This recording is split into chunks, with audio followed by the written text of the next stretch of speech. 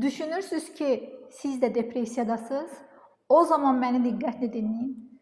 2 həftədən çox davam edən ümidsizlik və keyfsizlik hissi, yuxusuzluq və yaxud hədsiz yuxululuq halı, özünü dəyərsiz hiss etmə, özünü davamlı günahlandırma, özgüvənsizlik, bütün işlərdə yorğun hiss etmə, enerji azlığı, işə konsentrə ola bilməmə, davamlı ən pisini düşünmə, yaxın ətrafla münasibətdə problemlərin yaranması, özünə qapanma, həyatdan zövq ala bilməmə, iştahın ya artması, ya azalması, səbəbsiz bədən ağrıları, gündəlik fəaliyyətlərə marağın itməsi və s.